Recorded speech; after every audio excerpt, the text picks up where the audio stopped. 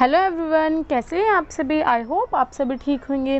देखिए, आज की जो हमारी वीडियो है उसके टॉपिक का नाम है सचिवालय। ये संयुक्त राष्ट्र संघ जो आपकी बुक है उससे ली गई है और ये बीए थर्ड ईयर वाले स्टूडेंट्स के लिए जो DUSL से कर रहे हैं। तो चलिए आज के टॉपिक को हम स्टार्ट करते हैं और हम देखेंगे सचिवालय की क्या भूमिका होती है संयुक्त राष्ट्र संघ में और उसकी शक्तियाँ, कार्य किस प्रकार से हैं।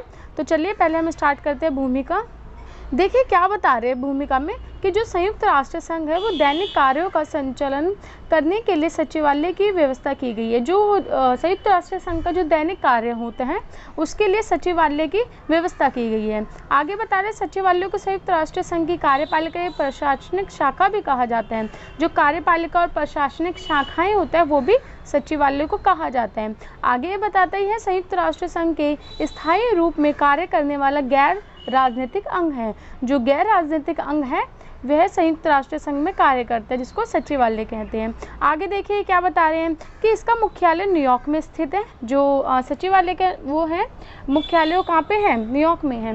बुरा सचिवालय का मुख्य कार्य यह है कि वह विचार करने वाली अन्य सभाओं, महासभा और अन्य परिषदों के लिए भूमिका तैयार कर ताकि वह सर्वसम्मति से अंतर्राष्ट्रीय विषयों पर नीति निर्धारण कर सके। देखिए ये बता रहे हैं इसमें बता रहे हैं कि जो सचिवालय होता है उसका प्रमुख कार्य ये होता है कि जो सभाएं होती है, महासभा होती है, फिर सुरक्षा परिषद होती है, उसके लिए जो भूमिका तैयार करते हैं ताकि इस अंतर्राष्ट्रीय स्तर पर इन सबकी सहमति हो सके कि कोई अलग अलग पक्ष ना रखे। पहले एक नीति तैयार कर लेते हैं, हाँ, कि सबकी सहमति हो उस पर जब अंतर्राष्ट्रीय स्तर पर जब सभा बैठी जाए।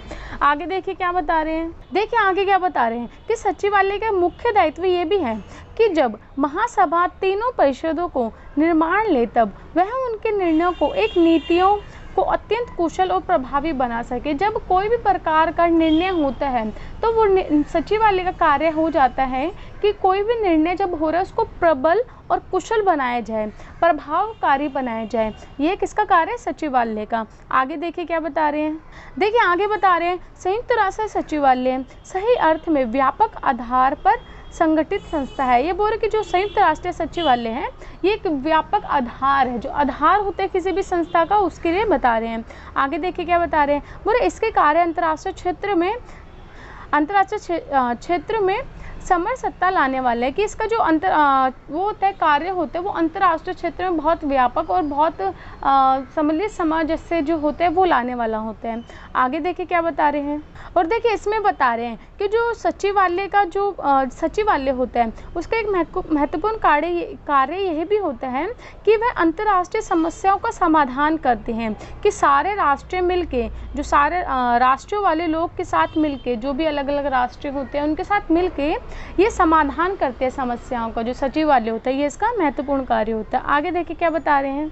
देखिए आगे बता रहे हैं चार्टर के अनुच्छेद 97 के अनुसार सचिवालय में महासचिव संघ की आवश्यकता अनुसार कर्मचारी वर्ग रहेगा। ये बता रहे हैं कि 97 अनुच्छेद जो है उसके अनुसार एक कर्मचारी वर्ग भी रहेगा महासचिव के लिए। आगे देखिए क्या बता रहे हैं।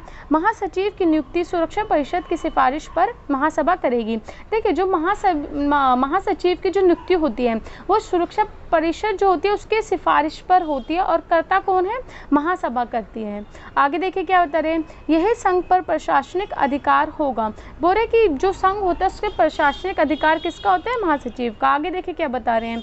अनुच्छेद 101 के अनुसार महासचिव संघ के अन्य पदाधिकारियों, कर्मचारियों की नियुक्ति करते। देखिए अनुच्छेद 101 में ये लिखा गया है कि जो महासचिव होता है वो जो कर्मचारी होते हैं और जो भी पदाधिकारी होते हैं इन सब की नियुक्ति भी महासचिव करते हैं। अब देखिए हम संरचना पढ़ेंगे इसमें कि इसमें क्या बता रहे हैं संरचना।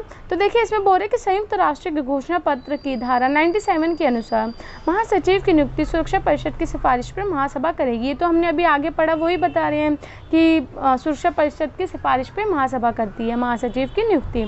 आगे देखिए क्या बता रहे हैं।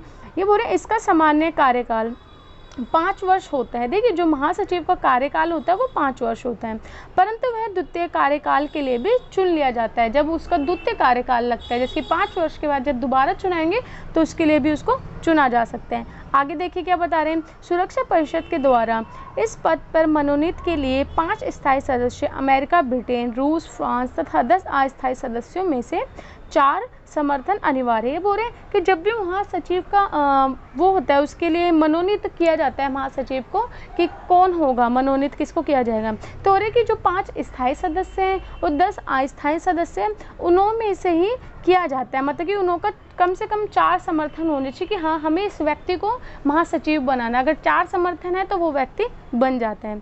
आगे देखिए क्या बता रहे हैं। बुरे अर्थात इसका मतलब ये है कि महासचिव के मनोनीत के प्रश्न पर महाशक्तियों में से प्रत्येक को विशेष अधिकार प्राप्त है। देखिए अब अभी हमने ऊपर पढ़ा कि जो ये ब्रिटेन, रूस, फ्रांस, ये सब हमने पढ़े कि ये मनोनीत करते हैं ना, इनों के द्वारा भी ये मनोनीत होते हैं, इनों के पास अधिकार है। तो वही नीचे बता रहा है कि इनों के पास एक निषेध अधिकार जो होता है वो इनों के पास है कि किसको मनोनीत करना है। आगे देखिए क्या बता रहे हैं।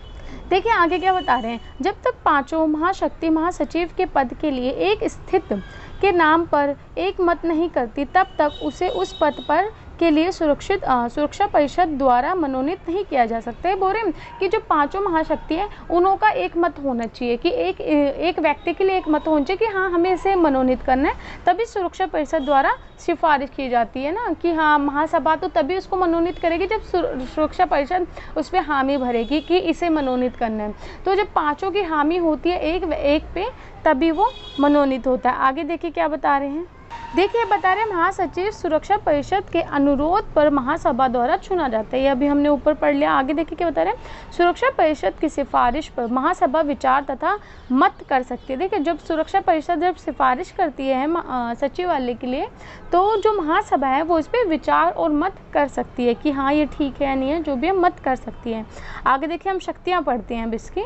देखिए बता रहे अनुच्छेद 94 के अंतर्गत महासचिव की निम्नलिखित महत्वपूर्ण शक्तियां उसे प्राप्त की गई है। अनुच्छेद 94 के अंतर्गत बताए गए जैसे कि महासचिव किसी भी विवाद की स्थिति को सुरक्षा परिषद की अस्थायी कार्यनीति में प्रस्तुत कर सकता है। बोले कि अगर कोई भी विवाद की स्थिति होती है तो जो महासचिव है वो अस्थायी जो होते हैं अस्थायी कार्यनीति में प्रस्तुत कर सकता है कि हाँ ये विवाद हो रहे हैं, ये प्रॉब्लम्स है, तो वहाँ वो प्रस्तुत कर सकता है। आगे बता रहे हैं अनुच्छेद 94 के अंतर्गत महासचिव राजनीतिक निर्णय लेने में सक्षम है कि जो भी राजनीतिक निर्णय होते हैं वो लेने में एकदम सक्षम है, ये 94 के अनुसार। आगे बता रहे हैं वह सुरक्षा परिषद के सम्मुख अन्य आर्थिक और सामाजिक घटनाओं को प्रस्तुत कर सकता है कि जो भी आर्थिक और सामाजिक घटनाएं होती है सुरक्षा परिषद जो है उसके सामने पेश कर सकता है। आगे बता रहे हैं जिसके राजनीतिक परिणाम निकलने की संभावना हो कि जिससे जो राजनीतिक परिणाम निकले कि अच्छे जो राजनीतिक परिणाम निकलते हैं उसकी संभावना हो। आगे देखिए क्या बता रहे हैं। इस प्रकार सुरक्षा परिषद और संघ के रूप में विभिन्न अंगों के बीच महत्वपूर्ण कड़ी का कार्य करते हैं। देखिए जो महासचिव होते हैं वो एक महत्वपूर्ण कड़ी का कार्य किस में करते हैं, एक तो सुरक्षा परिषद और संघ के विभिन्न जो अंग होते हैं उनके बीच में महत्वपूर्ण कड़ी का कार्य करते हैं। जिसकी सुरक्षा परिषद की कोई चीज़ है, कोई बातें हैं बतानी है, तो वो जो और बाकी जो अंग हैं उन दोनों के बीच में कड़ी का कार्य करा कि वहाँ की बात यहाँ बतानी होती है, यहाँ की बात वहाँ पे। आगे देखिए क्या बता रहे हैं।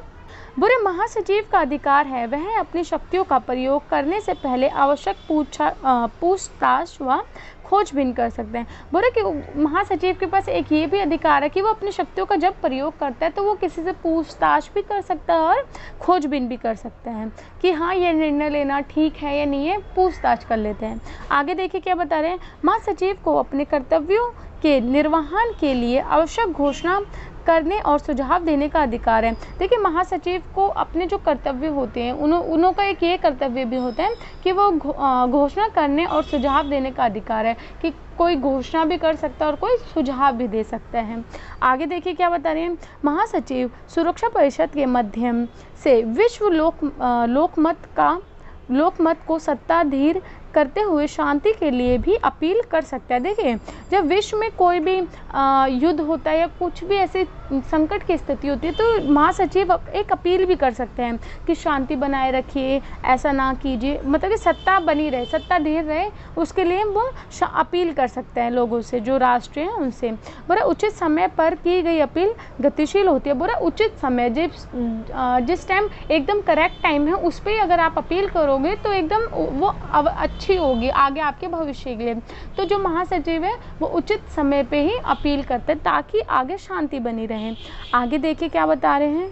अब देखिए इसके हम पढ़ेंगे कार्य कि क्या कार्य हैं उसके। बुरे हम महासचिव के विविध कार्यों का अध्ययन निम्नलिखित श्रेणी से कर सकते हैं। हम नीचे बता रहे हैं किस किस श्रेणी से कर सकते हैं, जिसके प्रशासनिक कार्य है। तो महासचिव का जो प्रशासनिक कार्य है वो संयुक्त राष्ट्रीय घोषणा पत्र की धारा 97 के अंतर्गत उसके प्रशासनिक कार्य हैं। जैसे कि देखिए इसमें बता रहे हैं कि महासचिव को संयुक्त राष्ट्र का प्रमुख प्रशासनिक अधिकार घोषित किया गया है। जो प्रमुख प्रशासनिक अधिकार होते हैं वो घोषित किया गया है। और हम नीचे पढ़ेंगे अब कि उसके किस किस प्रकार से कार्य, जैसे कि पहले बता रहे हैं महासभा, सुरक्षा परिषद, आर्थिक व सामाजिक परिषद तथा न्याय परिषद की बैठकों में महासचिव की भूमिका। देखिए बता रहे हैं कि जो भी हमारे सुरक्षा परिषद में जो आर्थिक सामाजिक परिषद है या फिर न्याय परिषद की जो बैठकें होती है उसमें महासचिव की भूमिका होती है, महत्वपूर्ण भूमिका। आगे देखिए क्या होता है, सभी संगठनों द्वारा सौंपे गए कार्य का निर्वहन। जो भी संगठन होते हैं उसके द्वारा सौंपे गए कार्य की, उन्हों के द्वारा जो सौंपे गए कार्य होते हैं महासचिव को, उन्हों का निर्वहन उसमें होते हैं। आगे क्या बता रहे हैं कि सचिवालय प्रशासन का संचालन व निरीक्षण। देखिए जो सचिवालय है, महासचिवालय है, वो प्रशासन का संचालन करता है, निरीक्षण करता है कि हाँ ये चीज़ ठीक है, ये चीज़ ठीक नहीं है, उसमें अपने व्यू देता है फिर वो। आगे देखिए क्या बता रहे हैं, ये बोल रहे कि जो लिखित जो रिपोर्टें होती हैं आवश्यक पत्रों को तैयार करता है, कि जो रिपोर्ट्स होती हैं और जो पत्र होते हैं उनको तैयार करना भी कार्य होता है महासचिव का। आगे बता रहे हैं संयुक्त राष्ट्र के विभिन्न अंगों के अधिवेशन से संबंधित दस्तावेज तैयार करना, उसका वितरण करना। कि जो भी संयुक्त राष्ट्र के जो विभिन्न अंग हैं उससे रिलेटेड जो भी दस्तावेज हैं उनको तैयार करना भी महासचिव का कार्य होते हैं। आगे बता रहे हैं विभिन्न अंगों, आयोगों तथा विशिष्ट संस्थाओं के लिए समुचित कर्मचारियों व पदाधिकारियों की व्याख्या करना। कि जो भी आपके अंग हैं वहाँ पे संयुक्त राष्ट्र संघ में, उसकी जो संस्थाएं होती हैं, उसके जो कर्मचारी हैं या फिर पदाधिकारी हैं, उनकी भी व्याख्या करता है महासचिवालय। आगे देखिए बता रहे अंतर्राष्ट्रीय संधियों का पंजीकरण व प्रकाशन करना। कि जो अंतर्राष्ट्रीय रूप से जो संधियाँ होती हैं उनका पंजीकरण करते हैं और प्रकाशन भी करते हैं। आगे देखिए हम पढ़ेंगे अब आगे हमारा प्राविधिक कार्य है। देखिए इसमें क्या बता रहे हैं, देखिए ये इसके दूसरे कार्य हैं। इसमें बता रहे हैं कि संपूर्ण संयुक्त राष्ट्र का महासचिव होने के नाते अनेक प्राविधिक कार्यों का संवहन भी करता है। जो जो महासचिव है उसके पास और भी ऊपर प्रशासनिक कार्य के अलावा ये भी कार्य है प्राविधिक कार्य। जैसे कि उसमें क्या करते हैं कि चार्टर की भाषा को स्पष्ट करना। कि जो भी चार्टर में लिखे गए हैं जो भी रूल्स रेगुलेशन, उसकी भाषा को स्पष्ट करना कि उसमें क्या लिखा गया है। आगे उपयोगी सूची का प्रकाशन। कि जो भी आपकी सूचियाँ हैं उसमें उसका प्रकाशन करना, उसको बताना। आगे देखिए क्या बता रहे हैं अधिवेशन में भाग लेने तथा वह कानूनी मुद्दे व मामलों पर अपनी सलाह देना। कि जो भी अधिवेशन होते हैं, जो भी बैठकें होती हैं उसमें भाग लेना होता है। और दूसरी बात कि कानूनी जो मुद्दे होते हैं उनके मामलों पे सहमति देना अपनी, और सलाह देना कि हाँ ये चीज़ ठीक है, ये चीज़ ठीक नहीं है। आगे देखिए क्या बता रहे हैं अंतर्राष्ट्रीय वाद विवाद, क्षेत्रीय समस्याओं पर अध्ययन, संरक्षण, प्रतिवेदन। दे बता रहे हैं कि जो क्षेत्रीय समस्याएं होती हैं उन पे भी वो अपने विचार विमर्श दे सकते हैं। आगे देखिए क्या बता रहे हैं विभिन्न अभिकरण और श्रोताओं से प्राप्त आंकड़ों का विश्लेषण। कि जो भी आपके स्रोत होते हैं उनसे जो प्राप्त आपके आंकड़े होते हैं उनका विश्लेषण करते हैं वो। ठीक है, आगे है आपका वित्तीय कार्य। अब हम पढ़ेंगे कि उनका वित्तीय कार्य में क्या बताया गया है। देखिए इसमें होता है संयुक्त राष्ट्र के सर्वोच्च प्रशासन होने के नाते जो महासचिव होता है उसके वित्तीय कार्य भी होते हैं। जैसे कि हम पढ़ते हैं, देखिए बता रहे हैं कि जो असदस्य राष्ट्र होते हैं, जो सदस्य नहीं होते संयुक्त राष्ट्र संघ के, बोले कि उन्हों से अनुदान करना, अनुदान को निश्चित करना तथा उनकी वसूली करना, ये सब भी उसमें होता है। और धन का बंटवारा करना। कि जो भी आपके पास वित्तीय है, जो धन है, उसका बंटवारा करना सही तरीके से, और वसूली करना राष्ट्रों से जो असदस्य हैं। आगे देखिए क्या बता रहे हो जो सदस्य राष्ट्र हैं उनसे भी। आगे है इसका अपने वार्षिक प्रतिवेदन के एक भाग के रूप में बजट को महासभा में समक्ष विचारार्थ पे पेश करना। कि जो भी आपका वार्षिक एक वर्ष में जो आपकी बैठकें होती हैं वित्तीय बजट को लेके, उसमें भी विचार विमर्श करना और बताना कि क्या क्या चीज़ें हैं बजट में और क्या नहीं है। आगे है व्यय पे नियंत्रण करना। जो भी आपका व्यय होता है, खर्चा होता है, उस पर नियंत्रण करना। आगे बता रहे हैं संयुक्त राष्ट्र का वार्षिक बजट तैयार करना। जो भी आपका वार्षिक बजट होता है संयुक्त राष्ट्र संघ का, वो भी इस महासचिव तैयार करते हैं। आगे देखिए क्या बता रहे हैं, देखिए आगे बता रहे प्रतिनिधित्व कार्य। बोले महासचिव केवल सचिवालय का अध्यक्ष नहीं होता, वह संपूर्ण संयुक्त राष्ट्र का सचिव होता है। इस दृष्टि से वह संपूर्ण संयुक्त राष्ट्र संघ का प्रतिनिधित्व। फिर बोल रहे इस भूमिका के निर्माण की दिशा में उनके निम्नलिखित कार्य हैं। देखिए जो महासचिव होता है वह केवल सचिवालय का अध्यक्ष नहीं, वह संपूर्ण संयुक्त राष्ट्र का महासचिव होता है। और बोल रहे इसी दृष्टिकोण से वह संपूर्ण संयुक्त राष्ट्र का प्रतिनिधित्व करता है। तो देखिए उसका पहला उसमें कार्य क्या कि संयुक्त राष्ट्र के माध्यम से अंतर्राष्ट्रीय स्थिति का यथार्थ वितरण प्रदान करना, कि जो संपूर्ण राष्ट्र के मध्य जो अंतर्राष्ट्रीय स्थिति होता है उसका यथार्थ वितरण करना और प्रदान करना कि क्या सिचुएशन है, क्या चल रहे हैं। आगे देखिए क्या बता रहे हैं। आगे देखिए बता रहे एक निर्भीक प्रशासन अधिकारी के तौर पर एक संयुक्त राष्ट्र घोषित के सिद्धांत पर निष्पक्ष तौर पर पहचान करना, कि वो देखिए निष्पक्ष होता है, वो किसी के पक्ष में नहीं होता और वो पहचान करता है कि एक प्रशासनिक अधिकारी के तौर पे कि क्या चीज़ ठीक है, कौन गलत है, कौन सही है। ठीक है आगे देखिए विभिन्न अंगों संस्थाओं के बीच संरचना संचार की भूमिका निभाना, कि अलग जो भी संस्थाएं होती हैं उसमें अलग अलग उनके भी संचार की भूमिका निभाते हैं। संचार आपको पता होगा कि बातचीत, जो एक दूसरे की बात इधर उधर जो बताते हैं, संचार की भूमिका निभाते हैं। आगे देखिए अपने भाषण के द्वारा जनमत को प्रभावित करना, कि अपने भाषण में ऐसी बातें करना जिससे कि जो जनता है, जो जनमत है वो प्रभावित हो सके और शांति की तरफ अग्रसर हो सके। आगे देखिए क्या बता रहे हैं कि संयुक्त राष्ट्र संघ के सभी अंगों की बैठक में उपस्थित होना तथा अपना प्रतिनिधित्व भेजना। देखिए बोले कि संयुक्त राष्ट्र संघ में जो भी बैठकें होती हैं उसमें उसका उपस्थित होना अनिवार्य है या फिर अपना प्रतिनिधित्व भेजना। ठीक है आगे देखिए क्या है राजनीतिक कार्य। अब हम पढ़ेंगे कि राजनीतिक कार्य क्या है। देखिए इसमें बता रहे महासचिव की महान राजनीतिक शक्तियों का स्रोत घोषणा पत्र की धारा 99 में होता है। बोले वास्तव में उसकी राजनीतिक शक्तियों का सर्जन इसी धारा से होता है। इस श्रेणी में उसकी निम्नलिखित शक्तियां समावेश हैं। बोले कि 99 की जो धारा है आपकी उसमें राजनीतिक शक्तियों के बारे में आपका बताया गया है। जैसे कि हम पहले पढ़ते हैं, बोले यह निर्णय करना कि किसी अंतर्राष्ट्रीय समस्या को सुरक्षा परिषद के समक्ष रखना। देखिए वो ये निर्णय करते कि अंतर्राष्ट्रीय कोई समस्या है तो वो सुरक्षा परिषद के समक्ष रखनी है या नहीं रखनी है, या फिर वो समस्या उस लायक है भी या नहीं। आगे देखिए क्या बता रहे हैं महासभा की कार्यसूची में कोई भी आंतरिक विषय जोड़ने का अधिकार महासभा के पत्र व समितियों के अध्यक्ष चुनने की सहायता देना।